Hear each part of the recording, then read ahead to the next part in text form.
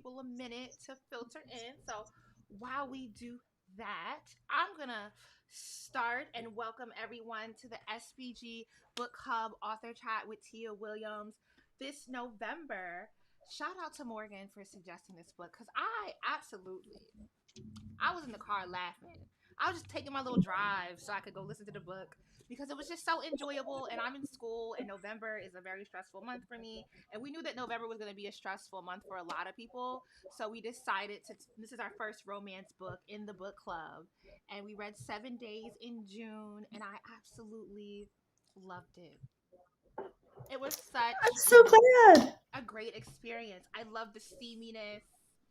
I love the like, what is gonna happen? And then I was like, you know what? I'm about to do this author chat. I need to go back and look at these names because in my head, John Biev does not look like Genevieve, and it does in this book. And making sure that I had the names correct because I did the audiobook. But this is a really, really, really, it's a really, really good listen on Audible or audiobook format, which you can also take out from your library. And I found it to just be a really like quick read. It doesn't look like a quick book, but it was a really quick read. And for the book club, we also create syllabi for every book we read. So this month we did it for 7 Days in June, and we're really happy with the syllabus that came out. So you guys can head over to sbg.com and get the syllabus because it's on sale. Aha, here we go. And if you decide to read it later or read it in community, you can read the syllabus to help facilitate your own little book club. Because the idea is we want to encourage people to read the books and read them outside, read them within their community. Keep the reading going. And this is so fun. This is a very adult book. This is not for the kids, not for the children. But you can read this with your girls. Read it over brunch. This is a good key. I feel like this is a good conversation starter. I've been to some friend events and people didn't know how to ask questions or carry a conversation. And I think books are like a good way to help people that might be a little stilted. But okay, we have Tia Williams here with us tonight, and we have all the questions that were submitted by the community. So thank y'all so much for getting your questions in. These are super important, and we're just gonna start right off with someone read your first book, The Accidental Diva, and they noticed Mm-hmm. that the main character also suffered from intense migraines. Will you continue to write about characters that suffer from invisible illnesses? I think I'm good. I think I'm done. The thing is, I suffer from an invisible illness. I have migraines and they're chronic and they're daily, and I've had them my whole life. And so it's really hard to write about because it's like popping open a vein. It's so personal, it's so painful. And it took a lot out of me to write um, Eva's character and be so specific about the pain and how it felt. With Billy in The Accidental Diva, I just touched on it a little bit. But with Eva, I really, really went there. And wow, I'm impressed. That was a close read. I haven't really had anyone notice that Billy and the Excellent Diva had that issue too. Um, yeah, I don't know if I can write about a migraine sufferer again because it was really tough, and I actually was wasn't as transparent about it on the first draft. I would be like, Eva's head was hurting. It was like pounding like thunder in her skull. And my editor gave me feedback. She was like, "You're not describing it enough. Like you're not going there enough. Make the reader really, really feel it." And I realized I was holding back because I was scared of talking about how it really felt. So she had to push me to really go there. So long story short, I don't think I'll be doing it again, though I'm glad I did this time around. Oh, I can't hear you. All the time. I was saying I'm glad your editor pushed you because Yeah, I grew up with a mother who has severe migraines. Like my mother cannot do any sense. Like there's so many things that just like tip her off, and then you have to go that's how I shut all am. the curtains, make it super dark, not bother her, and she finally was able to get some sort of medication. So it's gotten better, but that's like a real thing, and I think sometimes people think, oh, it's just a headache. Oh, it's just a Right. super headache, and it's fine, but like it really can be crippling. And so the next Yeah. question is, how important was it to show a Black woman with a chronic illness being seen as desirable? Very important, because how often have you seen that?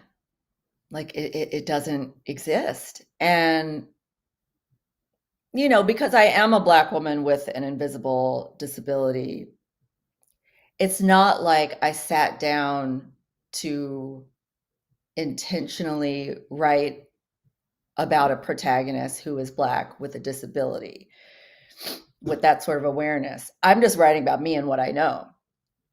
And however, in doing that, it does become a revolutionary act, because it's something that we don't see. You know, it's still kind of a leap for audiences to really understand Black characters in a story that isn't about oppression. Like, even just having just a Black love story, or a Black romance, is still a leap for a lot of people, and still refreshing and exciting to see, especially if you're Gen X like I am, and you grew up in the 80s and there was nothing. So yeah, having a Black single mother have this lusty, sexy, fun love story is, you know, surprising enough. But then to layer on top of it the fact that she is suffering, and she's not suffering because she's Black. She's suffering because she has an invisible illness and childhood trauma, right? So, like, just the fact that, our problems don't always have to be rooted in this, oppression, that we're dynamic and as multifaceted as anyone. Um, so yeah, it's important to me as a writer to try to make us to give us humanity in that way, that we can experience all these multifaceted experiences without there just being one Black experience. Yeah, And so Eva's life was just one of them. and I really appreciate it at the end when she realizes that she can like stop hiding and just be upfront with people and be more vulnerable. Like, look, like this is really bad. I need to take a break. I need to walk away. I need to go do this. This is how I'm gonna medicate. I don't know if I personally would have said how I'm gonna medicate, but be like, look, guys, like, no, I'm not gonna make an excuse for what's going on. This is like, I can be real about what's happening in my life, and I appreciated that like sort of evolution, and that she was also very well supported. That she had a community around her, Mm-hmm. was there for her. So, as I said earlier, I felt like reading this book, there were so many people that I was reading about that I had interacted with in real life. I was like, oh, this is taking me very much so back to New York. So, what was your inspiration behind Shane and Eva's character? And were there any literary inspirations for the characters? And I really personally want to know who was inspiration for Cece, because it was Cece specifically who I felt like I know this person. So, can you give us some insight? Well, I can't really say who inspired these people, but they were definitely inspired by people that I know and people in my life. Um, though Shane was totally made up. And it was the first time I've ever written a male protagonist that wasn't based on some guy I was dating. He really just came out of nowhere. It's kind of like a composite of all of the, grumpy, sexy, misanthropic writer boys I know. Eva, the skeleton of who she is me. I was a single mom at the time in Brooklyn, um, pretty depressed, chronic migraines, uh, Louisiana French Creole mother. All of that is me. Um, and then Cece is based on a friend of mine who actually isn't in book publishing, but she is definitely just like the Black connector. Like, she's just the socialite to the end all socialites. Um, and yeah, so I didn't have like a person in mind for Shane, but I had like a archetype. He was a literary, a very a celebrated literary author, like along, like Colson Whitehead or Ta-Nehisi Coates, that kind of a really serious author. Because I wanted him and Eva to write in totally different genres and totally different worlds. And also kind of speak to the way you're treated differently in the industry, depending on what genre you write or what category you're in. Because they definitely do have very different experiences and different fandoms. Um, yeah, so it's just more of a, you know, uh, patchwork of a lot of different people that I've run into in my life as a writer in New York. Ava's website, Mercy Mercy Me. Is it Mercy, mercy me. mercy.com? .com. I was like, every time, because I'm listening to the audiobook, and every time she reads it, I'm just cracking up because it's like, it's such it's such a playful URL, but I enjoyed it, and I also thought it was very fascinating. I really did appreciate reading about two different authors, and also just thinking about like how maybe do men barely exist? I don't know, but Shane like barely show up, and like everyone's just on him, and Ava has to do so much and be so Yeah. present with her audience, and has to Hmm. avail herself in a way that Shane is not required. I thought that was a very interesting parallel. Um, It's true. Women can't do stuff like that. We can't be like that. how did you decide what part of Ava's childhood to include in the story?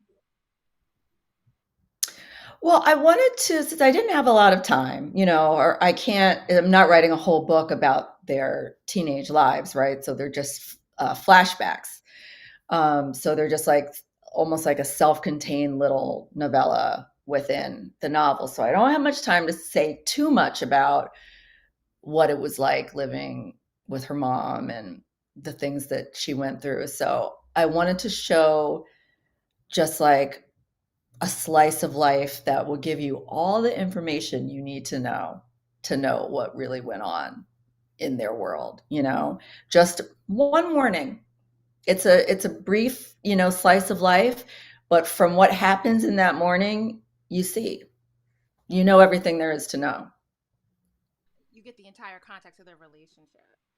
So Mhm. Ava's range of emotions when Shane was building a connection with Audrey felt so relatable, and the reader that submitted this question said it felt relatable specifically to their own experience as a single mom. So they wanted to know what made you choose to pair the frantic vulnerability Ava experienced during Shane's first introduction to Audrey and the lusty hallway intimacy between the two of them, between Ava and Shane. Because I was going through it when I wrote that scene. So funny story. When I first started writing 7 Days in June, I was a very single mother, and I had been for years because my daughter and her dad got divorced when she was 11 months old. So, and we co-parent, we're both in Brooklyn, it's fine, but I hadn't really dated anyone seriously and definitely hadn't brought anyone around my daughter in 10 years it had been, or 11, I guess she was when I started writing it. And halfway through the book, I swiped right on my now husband. And so when I was, that scene what hadn't been in my outline. It came to me because it was something I was experiencing. Like the first time I bring this man who I am madly in love with and is here to stay Mm-hmm. home to to meet my daughter, who is really not having it. Like it's only been me and her for years. We have our own little, Gilmore Girls bubble.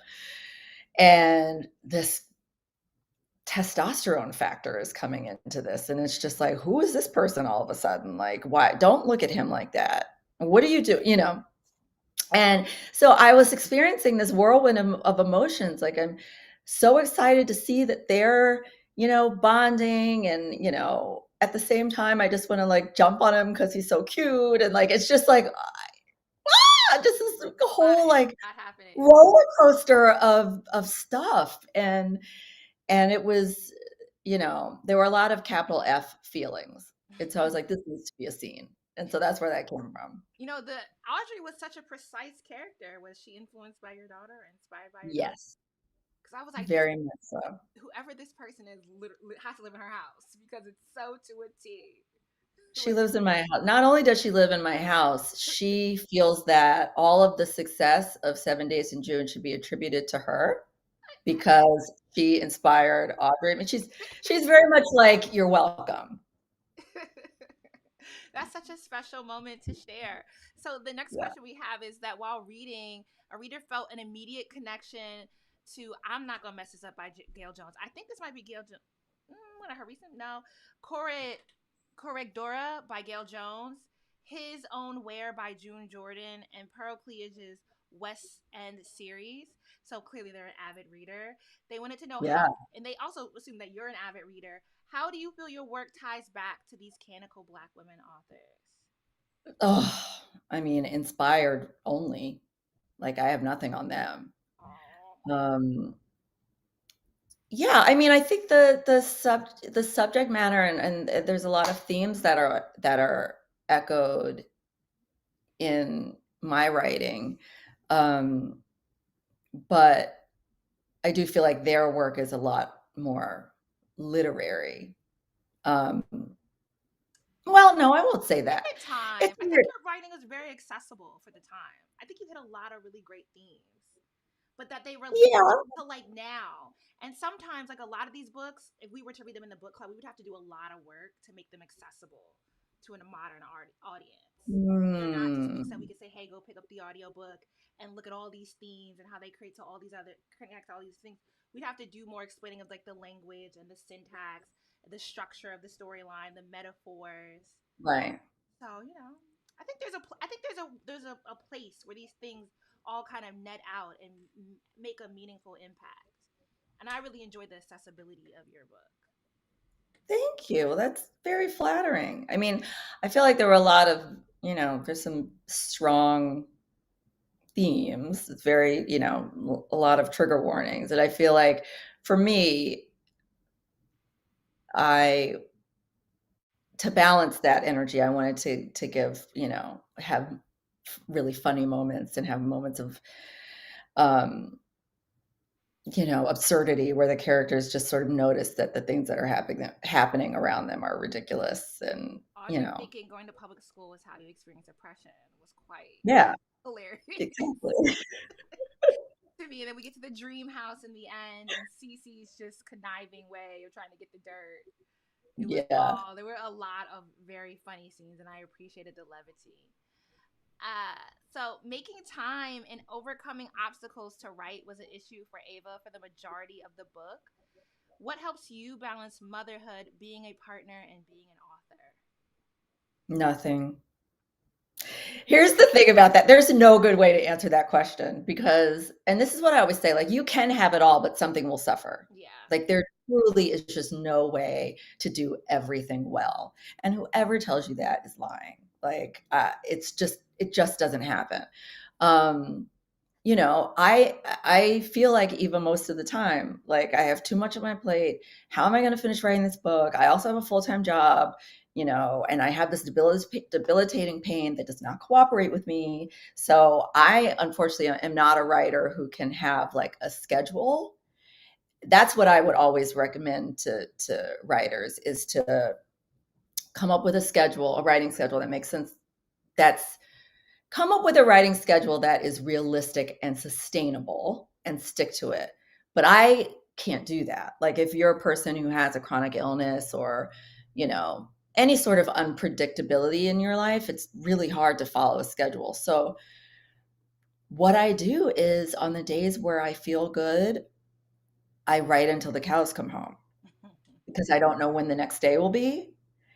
And that's not super healthy, but it's the only way that I'm able to do it. So like when my daughter goes to sleep, I just write, you know, till 2 in the morning. Um, so yeah, I mean the thing about writing is so much of it is the discipline. And you have to be like think of your most micromanaging, overbearing boss. Like you have to be that for yourself. It's hard. And that's really, really hard to do. You have to be hard on you. And the other thing that I think is valuable is like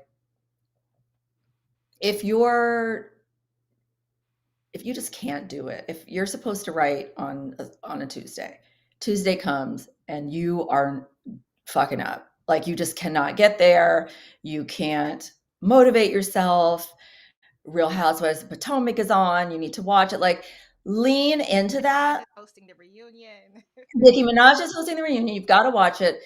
What you shouldn't do is like try to fake yourself out and be like, okay, I'm gonna open this laptop and it's gonna happen, but like you're watching it anyway. You know what? Close your laptop, enjoy the show, enjoy whatever it is you're doing.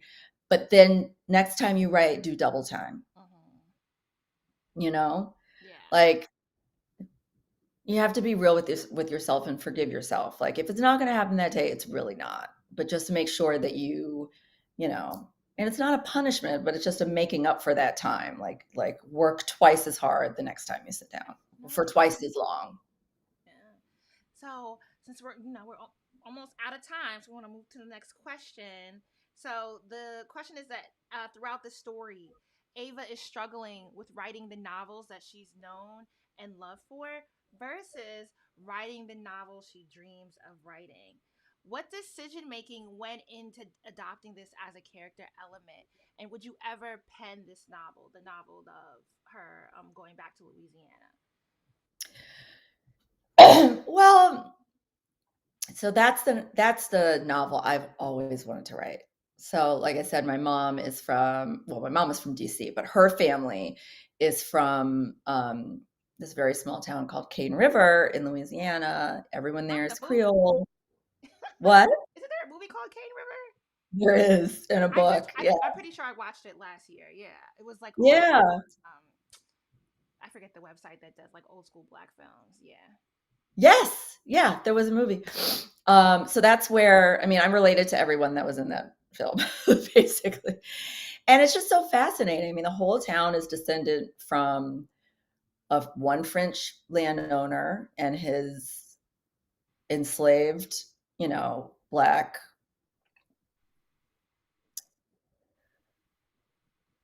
Well, we know the story. We know the story. And it's funny because when you're growing up, like it's sort of told to you as a love story. And when you get older and you realize what's really going on, it's like, that's not what was happening here, obviously. But the whole town is descended from these people. And there's only like 7 or 8 last names. We're all related to each other. And it's just what the history of Cane River mirrors the history of America. It's really interesting. And I've always just wanted to go down and research and find out more about my ancestors and write that book. And since I've never been able to do it, I gave it to Eva, as somebody should do it. So why not her? I don't have any plans as of yet to write it, but I would love to one day. Mm. Well, then the next question is exactly that. Would you ever write a book about Lizette or Ava's grandmother? Or and how much like well not not to get too personal, but is Lizette and her story similar to your family story? Not at all. No. That's where a lot of artistic license came in. And my mother would actually like everyone to know always that she is not Lizette. And she really is not. I just probably watched too many Lifetime movies growing up. And I just love the drama. I But it was love a such a dysfunctional good mother. it was such a good drama. Like to have, because it's interesting, there's this whole like let me not get myself in trouble, but there is a movement coming directly out of YouTube encouraging black women to invest in like this hyper femininity in order to get men of a higher social class. So What? it's called hypergamy. And it's like if you ever get on TikTok, it's like a thing. And I have gotten dragged for it What is it called? hypergamy. Hypergamy. Hypergamy. But it was very interesting to have Lizette be this person who was very beautiful, who was able to capitalize on her beauty, right? And I literally just did a video on YouTube about how pretty privilege does not exist, and the comments are very weird. Not that bad, but there were a lot of people like pretty privilege does exist because I'm beautiful and I get this, and it's like okay, but like that's fat phobia, that's racism, that's anti-blackness. There are all these other things, but to have Lizette, go through the realm of being able to have a high end lifestyle, but then, beauty is not a great investment because as she goes on, she loses her ability to the older she gets, the lower the quality of the men become. And it just is kind of it shows how beauty is not the best investment to rely on, especially when you're trying to shape your life. Like if you go into this idea that because your femininity is going to be the thing that gets you someplace, that's ever shifting. And then also, just the way societal standards change. So that sees Yeah, there's an expiration date there. was an interesting parallel. I thought it was great drama. Oh, thank you. Uh, so is there going to be a sequel, or does the story end here? A Someone would love to story. see how all the other relationships progress. I mean, I do. I would love to see the. I I mean, this reminded me like not. I know you signed with Will Packer for the film, Yes. Yeah. so I'm not gonna shade the photograph. But this felt like what the photograph. This was that. This was that. So I'm excited to see this in film. Please make sure that they keep all the characters in, because I was like, this feels a lot like, almost like cinematically when I was seeing it in my head. I was like, oh, like almost where the photograph gets, but like, because Issa's character was also going back to what Louisiana Yeah. to find her mother. But I was like, I wanted a little bit more drama, so got it. Well, it's going to be a series. Okay. Yeah. So I'm excited for that. Do you have a dream casting choice for the book? I love Aldous Hodge. I think he is so dreamy and fantastic. I think he would be a perfect Shane. He looks so intense, like he has like intense thoughts. And I also love, I'm gonna ruin his name, Yaya from oh God, what is his name? He was I'm sorry, my husband. I was trying to block a troll in the comments, but yeah, Yaya. oh, Ooh, what's Yaya's last name? First of all, Yaya Abdul Mateen from yes, yeah, I love him. And then I also love John David Washington. yeah, But I struggled a bit with the Zendaya film. yeah.